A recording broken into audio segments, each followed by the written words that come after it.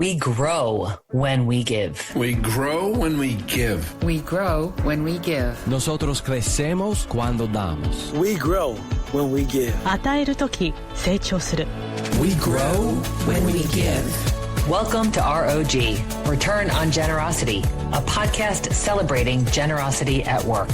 Not financial giving, giving valuable time, alternative perspectives, and genuine collaboration. Welcome to R.O.G, Return on Generosity podcast. I'm your host, Shannon Cassidy, and today's guest is Shayna Goodworth, a yoga teacher, community builder, and the Seagull facilitator at Long Wave Yoga in Wrightsville Beach, North Carolina. Raised on the central coast of Australia, Shayna's deep connection to nature led her to a spiritual path rooted in healing, unity, and presence. Her mission is centered around ocean, women, and community, three powerful pillars that shape her inclusive and humble leadership style. Shayna brings women together through shared experiences with the sea and mindful movement, creating space to ground, reflect, and grow. What I appreciate most about you, Shayna, is your warmth and loving heart. I also appreciate your courage and grace. Welcome to R.O.G. Hey, Shannon, thank you so much. What a warm welcome. And I so appreciate those kind words. It's so great to be here on R.O.G. today. Yes. Yes, I love it.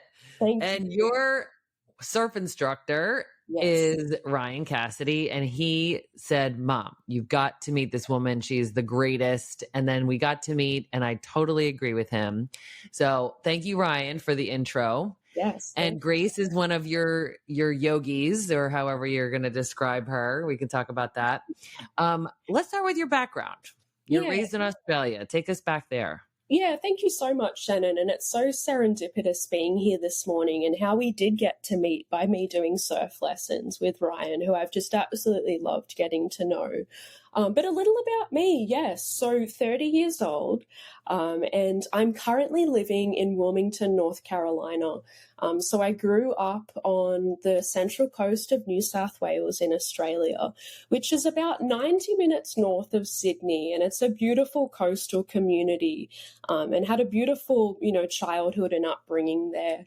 And then relocated to Sydney, where I spent many of my formative years just building my career. And that's what leads me to being here today on the other side of the world. I took a leap of faith in 2021 and moved with my now husband, who is an American, and we had met over in Sydney when he was living over there for work. So I'm so grateful for the experience, but it's definitely come with its challenges. And I'm 4 years in and have a lot of, hindsight now I can look back on. But it's been such a wild and beautiful journey.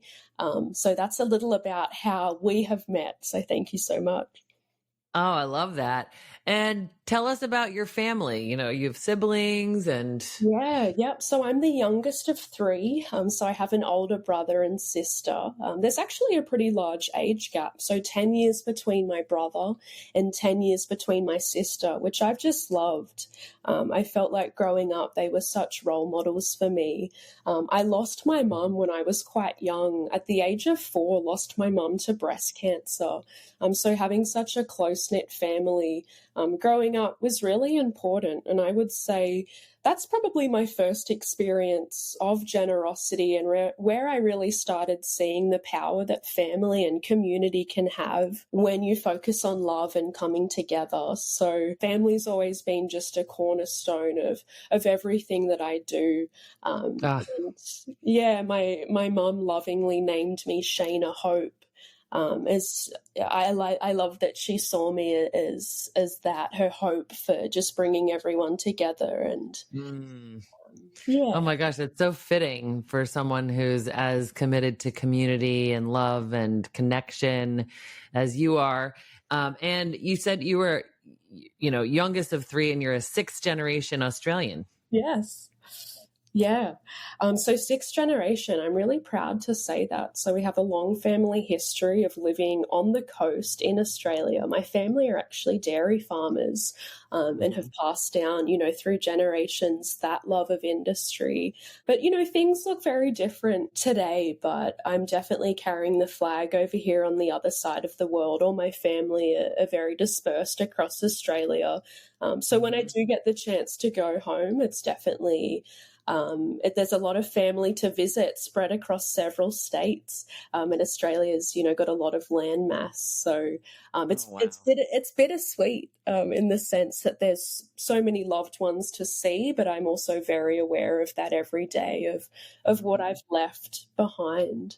No doubt. Mm. Yes, and it's still such a part of you, and you bring that everywhere you go. And I think there's something about the Australian culture that must have inspired. And I know you've talked about mateship in the workplace. Curious to hear more about your thoughts on that topic. You've told me, how to put the mate back in teammate. What an important thing to think about. And, I often hear the word mate and I think of Australia or New Zealand. So just tell us a little bit about bringing the mate back to teammate. Yes, yeah, thank you, Shannon. So every culture has their understanding of mateship or what it means to be a mate. And I love that it is a word that's used across the globe. And I want to point out, and for anyone who might be thinking, when you picture mateship, maybe masculinity comes to mind, but it's really not gendered. Mateship is certainly not masculine, and a lot of women definitely identify with mateship. But what it is it's essentially a code of conduct that embodies friendship, equality, solidarity, and it's often forged in adversity.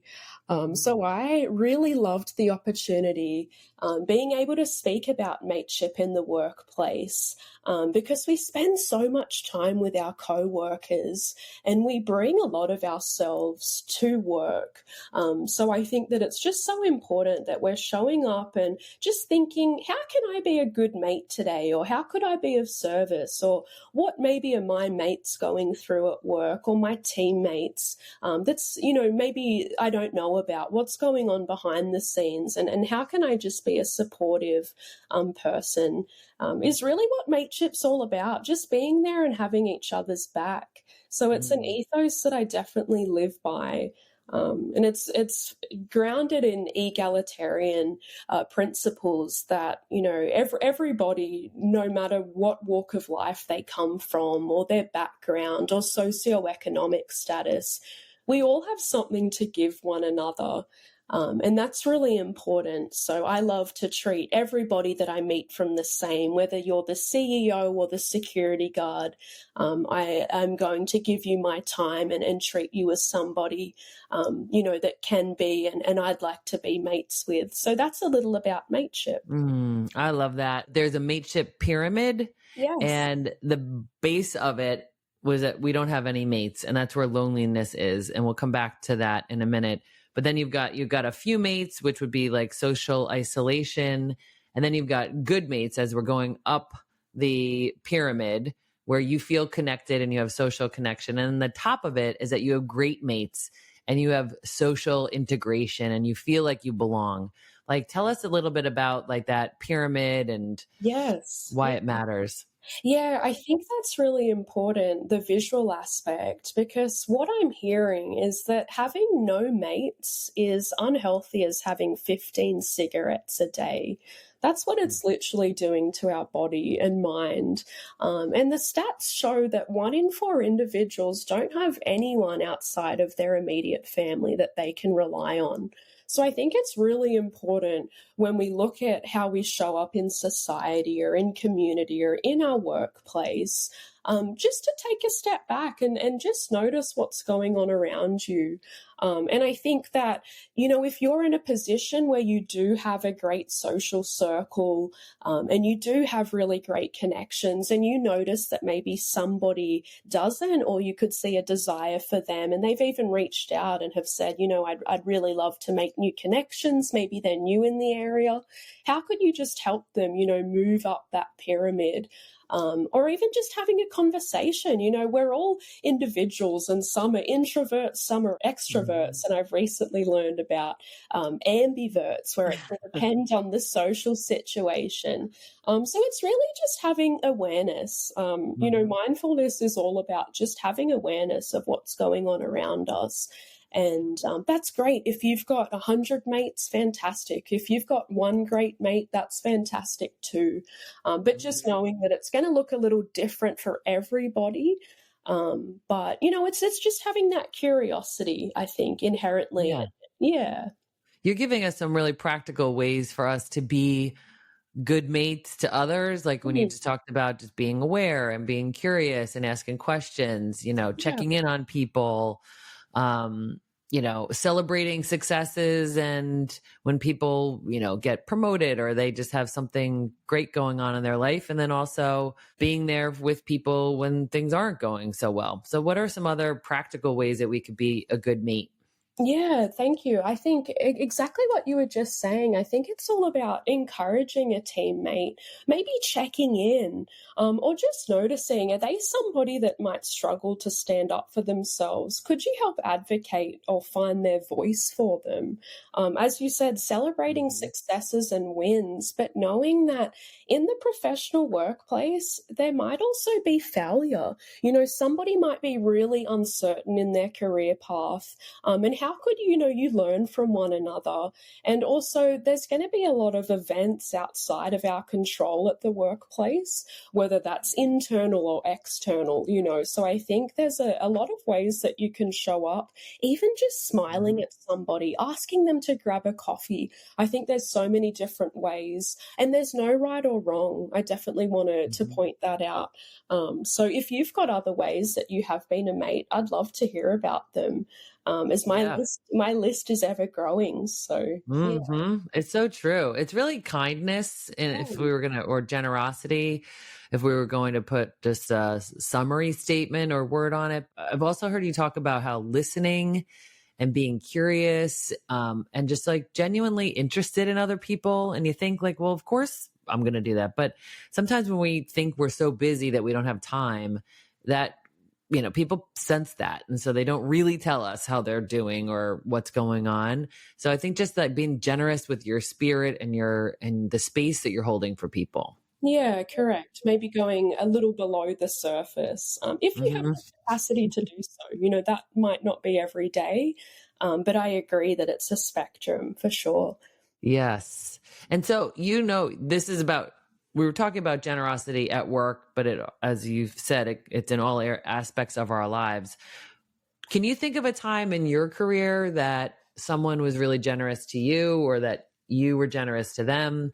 And how did that make you feel? Yeah, for sure. I've got two really great examples, I think, of when generosity comes to mind in the workplace. And it was when I had recently just graduated university. So I was quite young and I was looking to get my foot in the door. And I think a lot of people can relate to this. You know, the world is your oyster, but at the same time, you really need to find people that can help you navigate some of these obstacles and really, you know, becoming an adult. And I would say the main ways I've seen generosity are through leaders that invest their time in you. And I think that's through leading through example. Somebody comes to mind, Reese, a hiring manager of mine that I built a fantastic relationship with. And just being able to watch how he prepared himself for maybe tough conversations or even just, I remember noting how calm he stayed in situations, and just getting that exposure firsthand and being brought in, giving somebody that seat at the table when you know that they don't have that prior experience. So I think that comes to mind for me, and in turn, I've tried to be that person back when I can be as well. And I've been approached by a few different colleagues in the workplace who've said, "Hey, would you be willing to chat to my son? He's recently graduated. He's looking for some direction." And I have loved those conversations because I think I just gained so much from it, knowing that I was once there myself, and just remembering all of those emotions emotions I was experiencing. It was a lot of fear. It was a lot of, am I worthy? Am I good enough? And I just was a champion, and I'm just reminding them, you have skills, you are important, and you're going to do amazing things in the workplace. And just being there throughout the interview cycle, anybody that, has interviewed, it's daunting, and facing that rejection and getting back up on the horse. I think you need people in your corner, whether that's mum, dad, brothers, sisters, just anybody that you can say, hey, that was pretty tough, but I'm looking forward to, X, Y, Z. So that for me has been just really awesome. And even that somebody approached me knowing that I would be interested in mentoring was an honor in itself. Yeah. Yes. Yeah. And sometimes we're like, wait a second, I have something I can help somebody with. Yeah. And then you meet that person and you like, wow, we just need somebody to believe in us or to help us navigate some of those challenges or overcome rejection, sometimes just preparing for the interview or the first day on the job, whatever it is. I think it's really important for all of us to know that we've got something to give and something to gain, right? It's always a mutual relationship. Yeah, 100%. Exactly. I got just as much out of those conversations in both examples that I gave when I was new, and also then when I was able to give back, 5-10 years into my career as well. Mm-hmm. That's excellent. So you're all about community and creating it and being a contributing member of the communities of which you're a part. Tell us about SeaGals community. So I recently read a book that was titled Figuring Out 30 by one of my favorite Australian journalists named Bridget Huswaith. And I just found it extremely relatable. And you'll see where I'm going with this and how it ties into everything that I do. But she shared some stats that just I find so shocking. She was talking about how in 2017, Everyday Health surveyed 3,000 women aged 25 to 65 on wellness priorities, how they keep healthy, and what they generally worry about. And 1/3 or 32% of the respondents across all age groups said they were more afraid of loneliness than a cancer diagnosis. So I find that so baffling. So women aged 25 to 65 are more worried about being lonely than possibly being diagnosed with cancer. So I'm thinking, how can I help combat this? I shared earlier in the podcast that when I first moved to the United States, it was quite a lonely experience. You're experiencing so many new emotions, but it can also be very lonely. And in those times of loneliness, I think you can sometimes look to places, people, or groups that you want to belong in, but maybe you don't. So that leads me to SeaGals. And just knowing, I think that with the journey of yoga, it's about knowing what's already there, but just finding it. And you could liken it to having glasses on your head that you're looking for. You're searching a house and they've been on your head all along. Is how I've came about SeaGals. So the beautiful owners of Longwave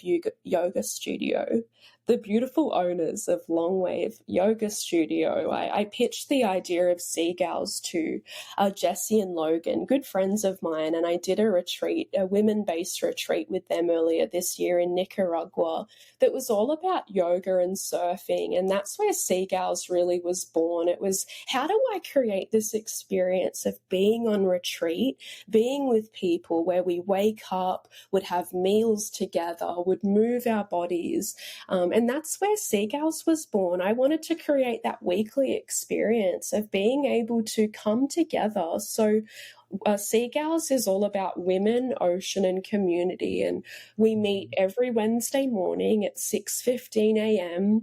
Around sunrise down at Wrightsville Beach at Access 4, which is a beautiful space, and it's all about shared presence and connection. So I like to say it's a sacred pause before the busyness of our day begins, and it's about noticing, just being there. And today is Wednesday, day. So I had SeaGals this morning, and there was 4 beautiful women there, including your daughter, who I am just so thrilled to get to know.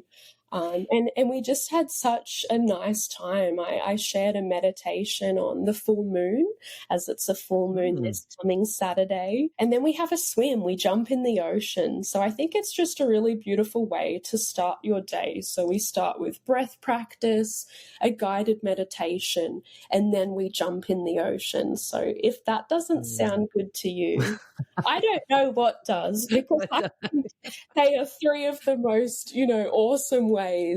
Totally. Oh my gosh. Yeah, so that's a little about SeaGals, and we are in week 10, so still growing numbers and still finding people. And I love that we found some new ladies through social media, and what really spoke to them was the element of community. They said that they've gone to a few different classes, exercise groups, you name it, where it can just feel a little awkward, that before the class gets started or afterwards, no one really knows maybe if they're open for a chat.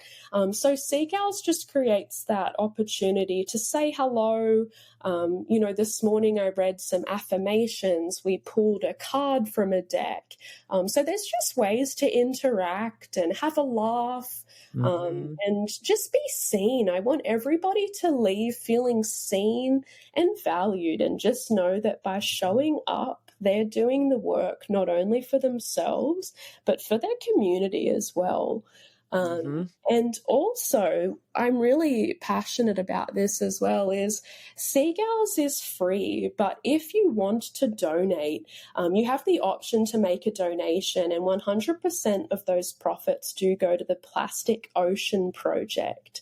So they are a non-for-profit founded in Wilmington, North Carolina, in 2012, and they're dedicated to the protection of human and environmental health by mitigating the plastic pollution crisis. And Longwave Yoga have partnered with Plastic Ocean Project in the past for other initiatives. So it was just a no-brainer that we're doing this down at the ocean. Let's support Plastic Ocean Project. So, yeah. So beautiful, right? Because when you look out at the ocean, be that a sunrise, a sunset, a midday, whenever, and you just love its beauty, and to know that there are contaminants and things that shouldn't be in there. So for you to partner with them and make that an optional donation, and it's just so beautiful. So you often talk about creating space for grounding, for reflection, unity. How do you see space holding as a form of generous leadership? Oh, I love that question. I think space holding is all about creating a container where people feel safe. So for me, I think being inclusive is really about the intention that you're setting ahead of time. So it's, what am I trying to get out of this? And more importantly, how do I want people to feel? So I'm always asking myself, as I've said, how can I be of service? And I think the easiest way to create inclusive spaces is letting people show up exactly as they are. And just being welcoming. Maybe that's by creating eye contact, smiling, just holding space. So for me, that's one of life's greatest joys, is just knowing that anybody and everybody is welcome. So yeah, that's how I like to show up. And that's how I appreciate when people embrace me with that same warmth and generosity as well. So, yeah, I think we give what we get. So, Yes, totally. R.O.G, right? And it's not that you're giving to get, but the fact is it is reciprocal, and it's about being a contributing member of this greater thing called community, however big or small you envision that to be in your own life. And I just think it's so important that you think about how does that make people feel? I want them to feel included. I want them to feel like they matter and that they belong, and that I'm grateful that they're here. Because think about it, if any one of those people didn't show up this morning, it would have been a different experience. Not that it would have been worse, it just would have been different. So you're open to like just the flow of how things come and go, and being loving throughout. Another way that you're very loving and inclusive is you're a trauma-informed yoga teacher. I think that's an important distinction. And Yeah. you lead with very deep sensitivity. So how do you balance that care that you have for other people, that genuine desire to love and nurture people while staying grounded yourself? Oh, that's such a nice question. I would say that I'm definitely still learning how to do this, but I do a lot of meditation myself, and just getting myself into the right headspace. So this morning before SeaGals, I'm getting down there a little bit earlier. I'm setting up the circle that we sit in. I took myself for a little walk along the beach, and I'm gazing out at the ocean, and I'm just bringing my body into that regulated state. So I would say that certainly for me, it's just being aware of my own emotions as well. And I do a lot of heart-centered meditation. I think that when we give externally, it's really important as well to make sure inwardly we're giving ourselves that acknowledgement. So I, really love to spend a lot of time making sure that I'm asking myself, what do you need, Shayna, today, as well? And I would say that the SeaGals itself is such a healing practice for me, and that goes into the idea of trauma-informed. I would say that trauma-informed is just a way of embracing everybody as who they are, and less about asking what happened to you, and more just, how can we support you? So that's what I think of. And I can go a little deeper by saying that I think the ocean just has so many healing effects. It's why I've really thought about SeaGals being down by the ocean, and recently read a book called Blue Mind by Wallace J. Nichols, and it's all about the healing impact of water connection and what it does to our brain while we're actually by the water. So I have a really interesting little tidbit here from chapter 2 of that, but I'd love for you to share that. Yeah, thank you. It says, the brain and the ocean are profoundly complex and subtle realms for investigation. We struggle to identify the approaches that yield deeper understanding. We're drawn to their mysteries and the inherent rhythms that define both, and we strive to find a language to describe them. So I think that's my journey of trauma-informed, is just finding ways to move through the world in ways that feel good, and serve not only me, but others who might be on a similar journey as well. Oh, it's so beautiful. I love that. And, you also talked about being in your 30s, and I wonder just how does that, you're in this new season of your life, and you as a human is evolving, as a leader, you're evolving, what are some of the things that you're learning, and what is the significance of, chapters of life as you think about what you need? Yes. Oh, I love that question. Gosh, I'm learning so much about myself. And they say that as you enter your 30s, it's that Saturn return, right? Where there's just so much change. And I think it's exactly that. I look back on when I moved here 4 years ago, and just not sure if I would be able to do it. And now knowing I can do it, I can do anything. And that there's just been so much growth that has come from me moving out of my comfort zone, and just the relationships that I've been able to build. I am so profoundly thankful to have friends all over the world, and know that whether I'm living in Australia or America, home is in your heart and where you make it, without sounding cliche. But I think I'm just learning, to move through this world carrying less baggage, possessions, ideas, beliefs of who I thought I was, and just embrace where I'm going, but also where I have been as well, I think is really important. And I love to say that in meditations, it's embracing who we are and who we will be and all that we are yet to become. Oh my gosh, that's so beautiful. Thank you for your eloquence and your willingness to share. So Are you up for some rapid fire questions, Shayna? Yes, I would love to rapid fire with you. Okay. All right. Here's one. I think some of these you've been talking about already, but let's just see what you say. What does generosity mean to you in the context of leadership and community? Yeah, I think it's time. The most generous ways I see people giving back in myself is through time. Time is the most precious resource that we have. So I would say be generous with your time when you can. And find ways to challenge yourself. You know, I look at my friends who are constantly, you know, giving back. They're on boards, they have children, and they're doing so much. And I just think, you know, how can I be more like that? So, Absolutely. Yeah. We've said on R.O.G many times, how do you spell love? T-I-M-E. Yes. Yep. Right? So true. How does your connection to the ocean shape your approach to yoga and healing? Yes, I would say it's everything that I've shared about water and the brain and just how we feel that state of relaxation when we come by the water, and we don't always know why. And I would say that it's something that I keep coming back to. The ocean. It's been a constant throughout my life. And I know that when I have been away from it, I crave it. So I'm combining those elements to make something beautiful. And I just think the ocean teaches you so much. It's different every day. And nature will always win. So it's a great reminder for us perfectionists. Yes. Yes. Oh my gosh. So beautiful. What's one practice you never skip in your personal wellness routine? Meditation.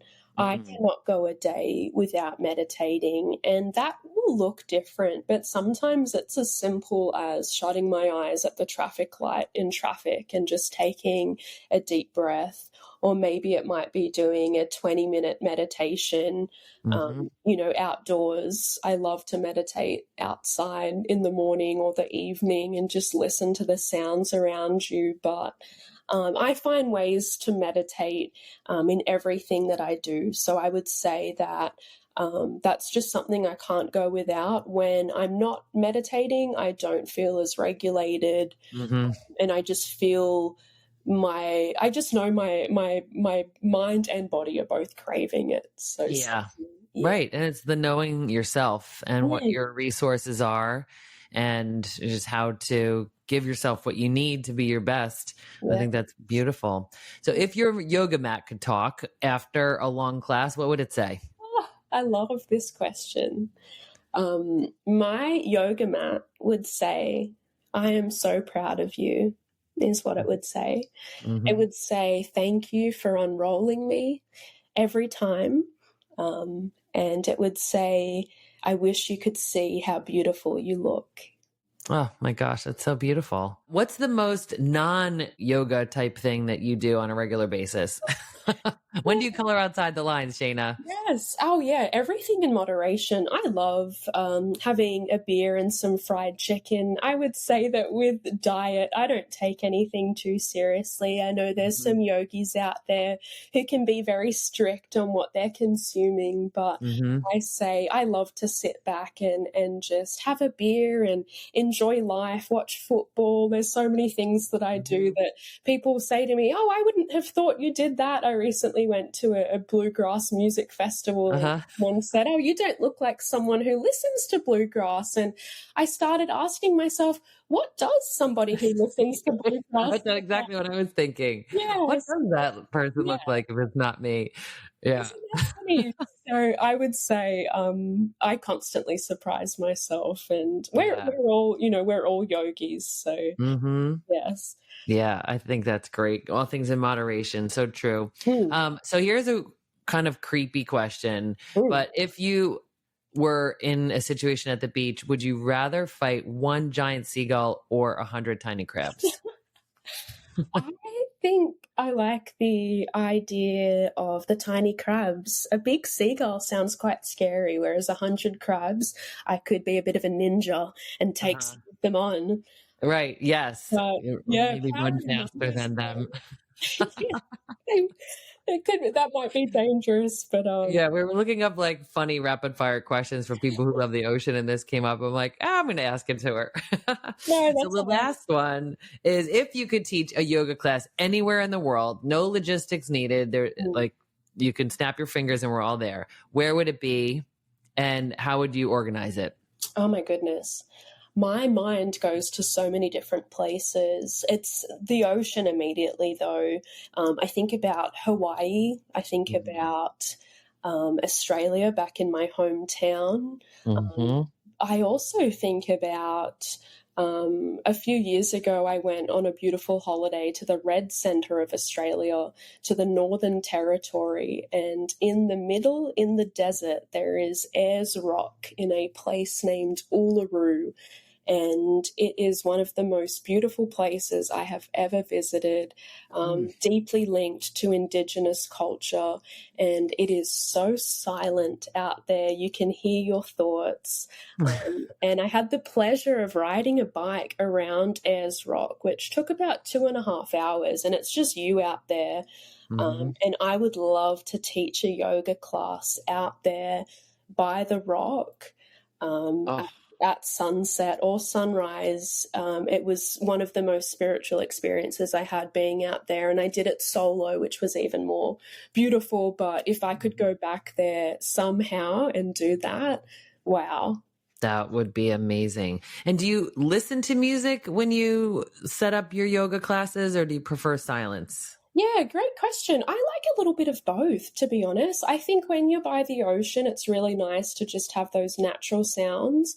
But I'm still listening to the playlist from my Nicaragua yoga retreat earlier this year that one of the girls put together. Yeah, I find that the music takes me back to being there in the classes and being with the women. So I would say there's such a special power using music in yoga. And I remember some of my first yoga classes that I went to, it was during the meditation at the end, the teacher played The Sound of Silence. And I was overcome by emotion. And I thought, oh my goodness, what's going on here? So I would say that music is a huge element of my practice, but I'm very mindful that everybody has different tastes. So sometimes I would mix between silence or putting on some just nice music in the background without lyrics so that you can really just listen. But I would say it would depend on the theme. Yeah. Oh my gosh, that's beautiful. Thank you. Well, thank you. I'm there with you. So it's that's the beautiful thing about our minds and imagination. Good. No, you're coming along for sure. Wonderful. Yes, I would love to. Yes. Well, thank you so much for being you and for sharing your wisdom and your heart with us. It really has made a difference, and grateful that our listeners get to be a part of our community listening to this. Just thank you for being who you are, Shayna. Thank you for having me. I'm so appreciative.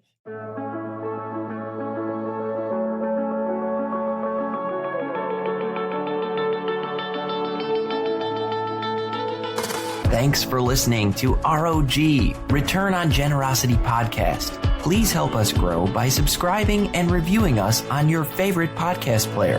And for more information, visit bridgebetween.com. We grow when we give. 우리는 나누면서 성숙합니다. We grow when we give. On rayonne quand on donne. We grow when we give.